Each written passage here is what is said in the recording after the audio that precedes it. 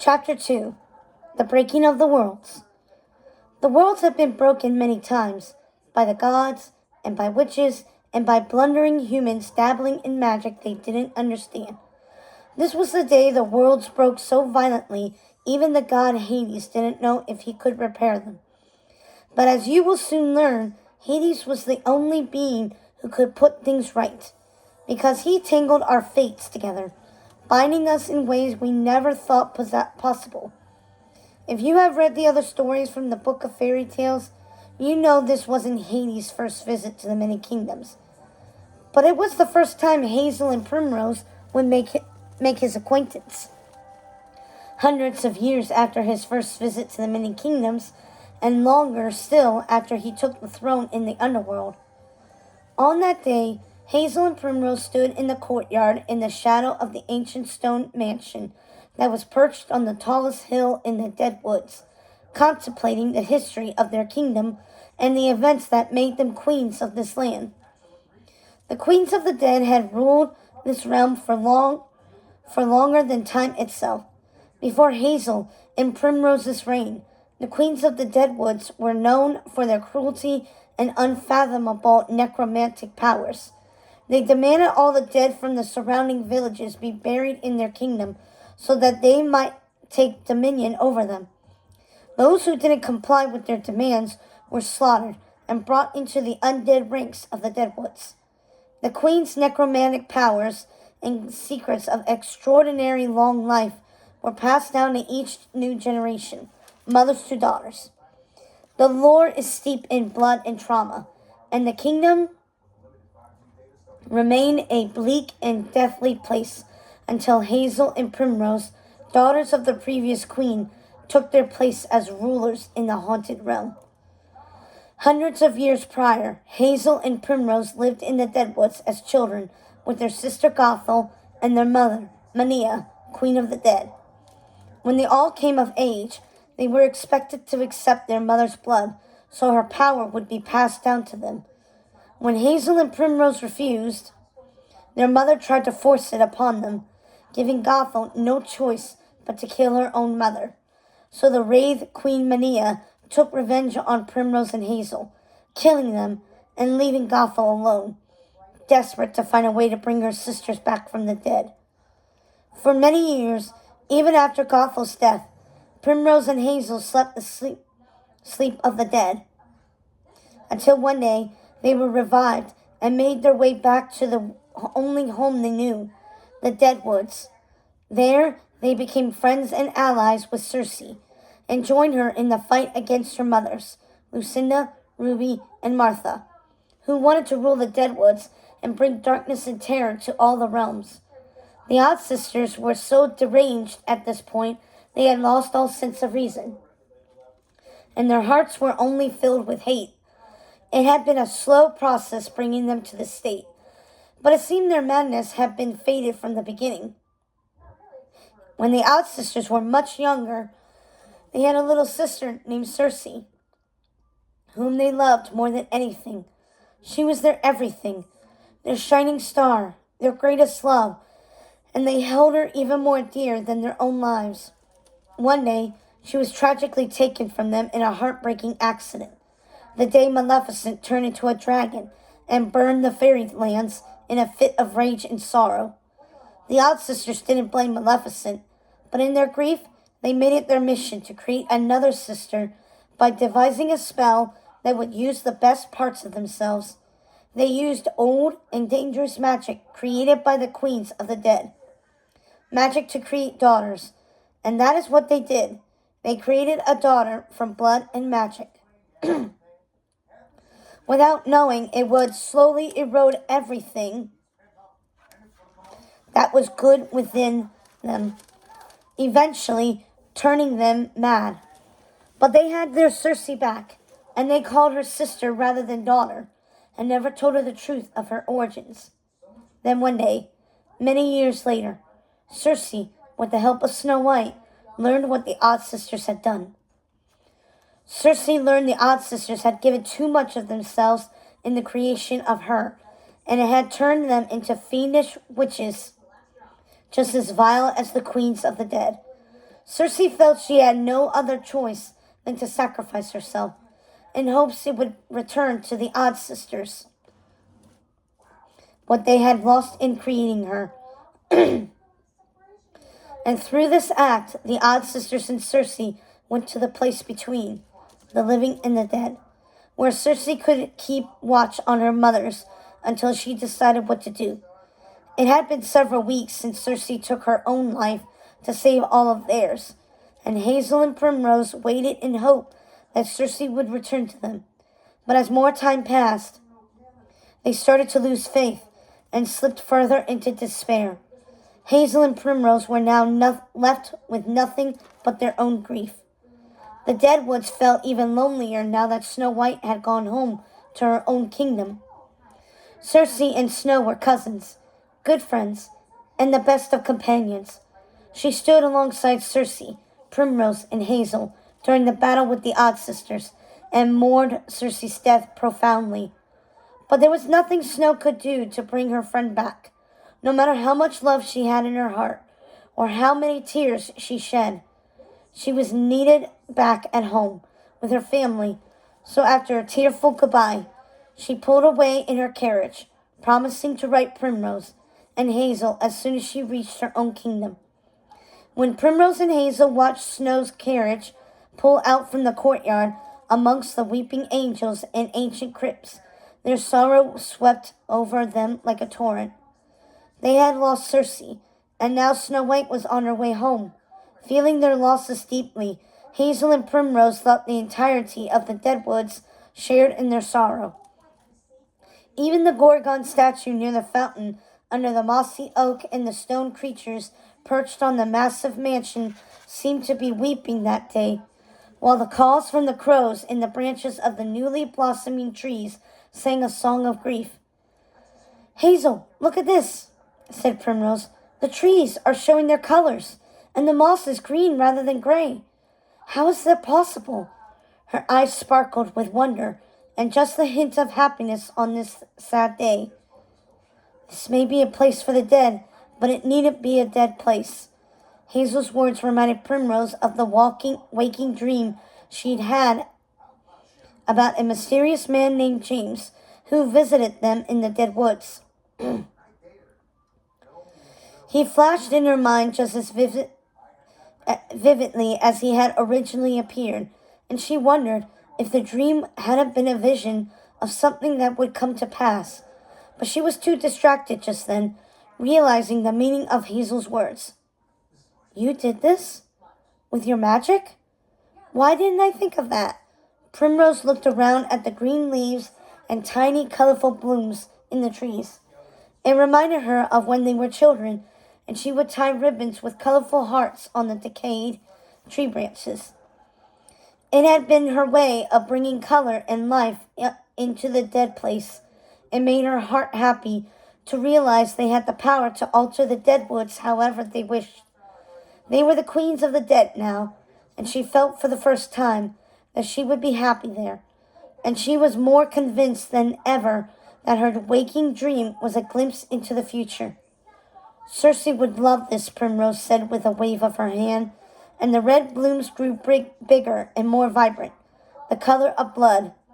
Then suddenly, the memory of Cersei's gruesome death flashed in her mind with a violence that sent pain throughout her entire body. "I can't get the image of Cersei's death out of my mind. I think it's going to haunt me forever. But Hazel, I have a strange feeling she is coming home. Do you think that's possible?" "I'm not sure. Taking her own life stopped her mothers from destroying this land and countless others. The Odd Sisters seem happy in the place between themselves again. But I'm not sure Cersei will be able to talk them into going back beyond the veil. I don't know what's going to happen."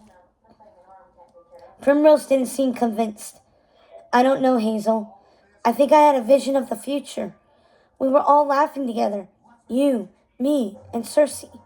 We were chatting with a strange and charming man who traveled from across the sea to bring us an enormous cake, and we couldn't stop laughing." Primrose was laughing now, even at the thought of it. This man with his unusual but dashing clothing, a flashy mustache, and an unmistakably good heart. I'm sure it was you who couldn't stop laughing. But why would he travel all that way just to bring us a cake? Asked Hazel. It was a really big cake. But there was more to it. Cersei asked him to stay in the Deadwoods. We all did. Go get a toilet paper then. But we couldn't convince him to stay. Everything was so different in my vision. The Rapunzel flowers were everywhere, scattered across the many kingdoms, and the Deadwoods were filled with so much life. Even Mrs. Tittlebottom was young again. Maybe we should look at the Book of Fairy Tales and see if it's true. I think the man's name was James. Maybe his story is on our shelves. Hazel sighed. I thought you were afraid to look in the book. As a rule, we don't read stories that haven't happened yet. Cersei says one day we will see the way she does, all at once, and I think it's starting to happen to me now with these visions. Why not take a look?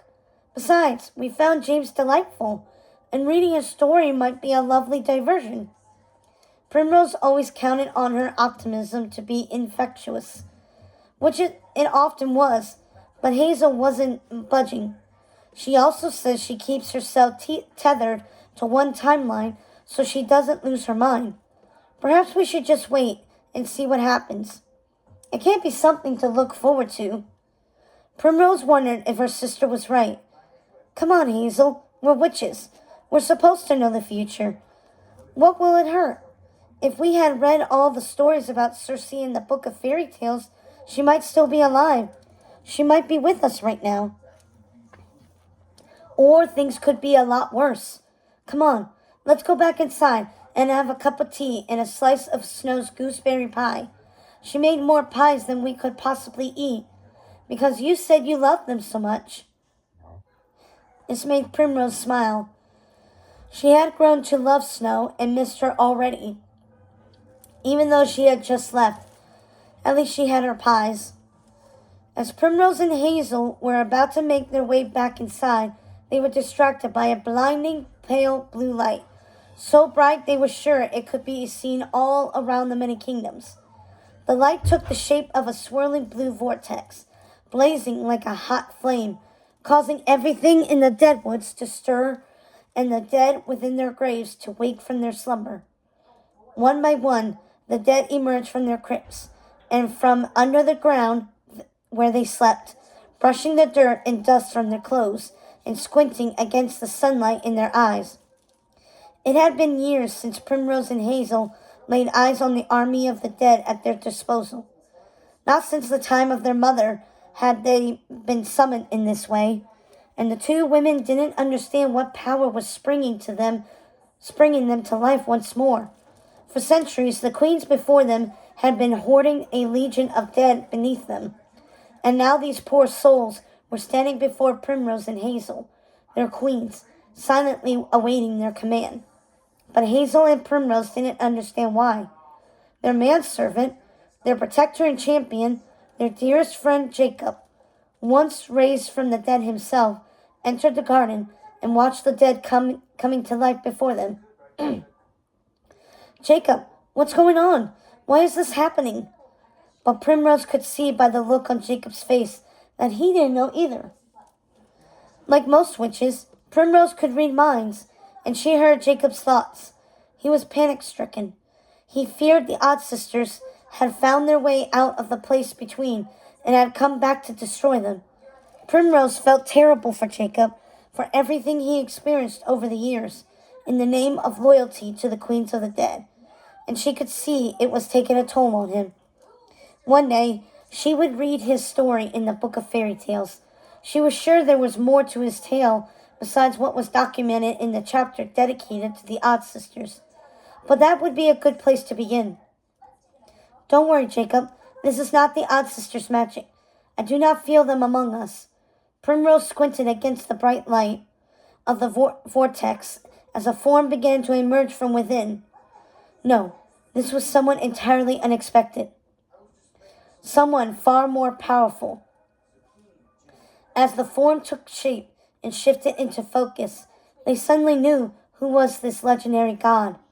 He appeared, uncharacteristically silent and solemn, his eyes blazing yellow against pale blue skin.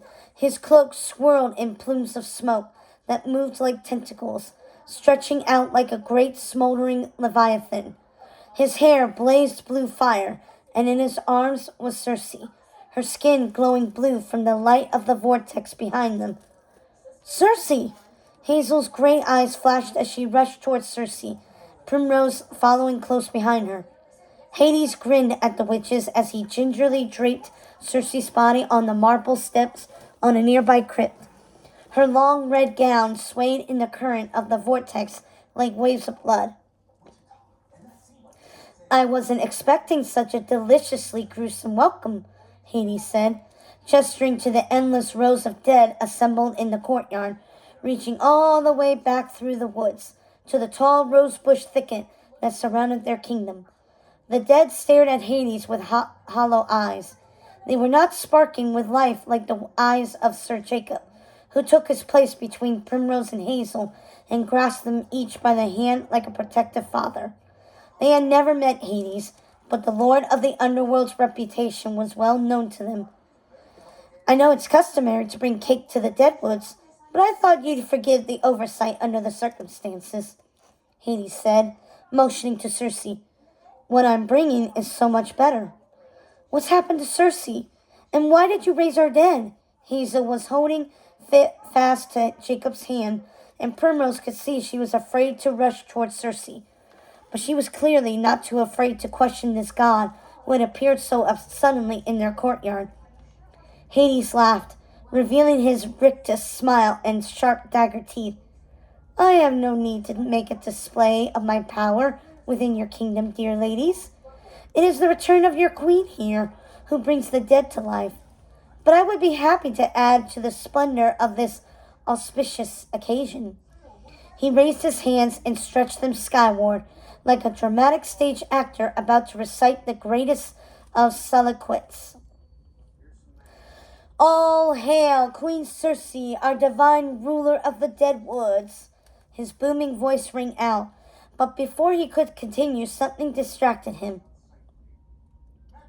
Annoyed by the interruption, he directed his attention to the distraction. Glowing spirits of the previous queens of the Deadwoods were rising from the earth, floating through the trees, in and out of their branches. They circled the endless graves and the statues that adorned them, then rose to the heights of the mansion, swirling up to the glass solarium. The spirits danced in the Gorgon fountain, wove among the legion of the dead, and paused at each gargoyle, raven, and harpy statue as if to say hello, like children happy to see their home again. They danced on the breeze, rejoicing, until finally they landed in the courtyard. The dark queens who once ruled this land, now wraiths made of shadow, stood before Hades, their eyes glowing white and their mouths like black pits. These dark queens spoke to Hades as one, their voices filling the courtyard and making the trees wither and lose their blooms and green foliage with each word they spoke. Lord of the dead, we thank you for returning Circe to us, but you are not welcome here.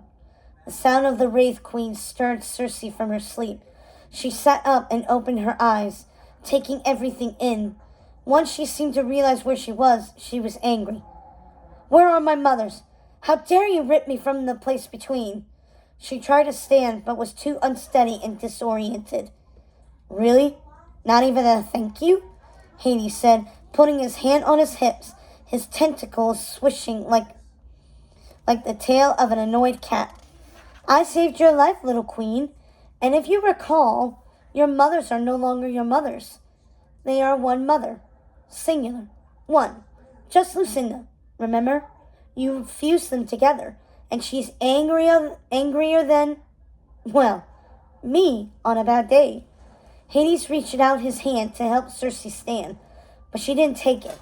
She was clearly still angry with Hades for whatever happened in the place between. Primrose couldn't glean the events from either of their minds, so she could just have to wait until she could talk to Circe. "Thank you," Circe said, bracing herself against the angel statue and glaring at Hades as she stood. "I could stand on my own. Tell me, why is a god intervening in the lives of witches? Why bring me here against my will? Why risk breaking the worlds in the process?" "Because a long time ago, I made a deal with your mothers. Years ago, I told them they could have any wish in exchange for something they did for me. And it seems, after all these years, they decided to call in their favor. They wanted you out of the place between, so I brought you here. Simple as that. I am a hellion of my word, after all." His smile was friendly, with a bit of cheekiness thrown in for good measure. He was doing his best to be charming. It wasn't a stretch. He was charming. But Primrose could see he was, as they say, on his best behavior. "Believe me, little witch, you're better off here where you could stay clear of your mother's wrath until you could decide what you want to do," said Hades, looking around the deadwoods with a deep sigh, like he was happy to be there. This was not what Primrose had expected from the Lord of the Underworld. She, Circe, and Hazel just stood there blinking at him, trying to take everything in. But before any more could be said, they caught something stirring in their peripheral vision. It was Lucinda's silhouette in the center of the vortex. Her ringlets were in tangles, and her dark circled eyes peered at them from her blood-stained face. Her body was oddly misshapen and contorted as she emerged from the swirling blue light on her hands and knees, screaming in agony as her bones audibly cracked and snapped. The Wraith Queens flew to her aid, dragging her through the vortex until finally she lay in a heap at the feet of a massive weeping angel on the other side. The angel looked as if she were protecting Lucinda under the cover of her wings, as Lucinda let out a horrifying chorus of misery, with Ruby's and Martha's voices joining hers, creating an aria of agony. Lucinda writhed in torment as her body violently seized. When she suddenly stopped moving, the Wraith Queens gathered around, whispering in her ears. Fear washed over Primrose and Hazel as Lucinda finally rose to her feet, the Wraith Queens holding up her limp body. She looked like an old doll, broken and lifeless. "What is happening? What's wrong with her?" Circe cried. But Hades quickly put himself in front of her as Lucinda's limp body was again infused with rage and lunged at her daughter. Lucinda was clawing and reaching for Circe, but she couldn't get past Hades. He was an unmovable force, too strong even for Lucinda's torrent of anger. "Do you think I would let you harm your daughter after everything you sacrificed to create her?" But Lucinda didn't answer Hades. She was singularly focused on Circe. "Look at me," Lucinda hissed, still trying to grab Circe, locking her eyes on her daughter as she screamed at her. "You did this to me. I am in torment because of you. My sisters are digging their way out of me, clawing at my insides, scratching at my soul, wanting nothing more than to escape my body, the prison you put them in, all so they could kill you. I didn't mean for this to happen. I swear." "Do not pretend you didn't wish for this." The Wraith Queen's faces were full of rage as the wind whipped around them. "You are not the first daughter of the Deadwoods to betray their mother," they said as they swirled around everyone in the courtyard, lashing at their faces and whispering incantations on the wind. "And I am not the first mother to destroy her daughter." Lucinda's voice was full of purpose as she raised her hands, causing a shock wave of power and sending the Wraith Queen's spirits to disperse into black dust, which scattered throughout the Deadwoods. "You vile hags! I didn't ask for your help. Withdraw from this place at once and leave my daughter to me," said Lucinda, raising her arms in declaration. "Hear my words. I will break the worlds and watch my wretched daughter languish in despair as she witnesses the destruction of everyone and everything she holds dear. I will see the destruction of this kingdom before I give it over to these usurpers, these imposer witches, these so-called queens of the dead. All will suffer in my wake and know the true meaning of despair." Hades rolled his eyes theatrically and clapped. "Wow, that was quite a speech. Do you think we can move this along with a little less monologuing? I've had enough of Greek tragedies, if you know what I mean." "How dare you? You side with Circe after everything my sisters and I have done for you? You have meddled with our lives for the last time, devil. Not even you could keep her safe from me." "That's enough," said Hades, grabbing Lucinda by her disheveled ringlets and effortlessly tossing her through the vortex, closing it with the snap of his fingers. "And I thought my family was bad," he said. "I had no idea how Shakespearean your mothers had become." They all looked at him puzzled. "Come on now, the Scottish play? Everyone knows about the witches in the Scottish play. Or is it too far after your time? I thought witches saw all time at once. Not there yet? Never mind. It's refreshing, really. I really hate a know-it-all anyway," Hades said, wiping the blood off his robes. "I'd say it's time for introductions. Of course you know who I am. I am the legendary Lord of the Dead, and I had the pleasure of meeting Circe in the place between, before Lucinda demanded I take her away. I take it you're the famous Primrose and Hazel? Come, isn't anyone going to offer me some tea? The hospitality in these lands is legendary, and I think I could use some after all that drama." The Queens of the Deadwoods didn't know what to make of Hades. He wasn't at all as they expected, but they did know one thing. They were curious to hear what he was doing there.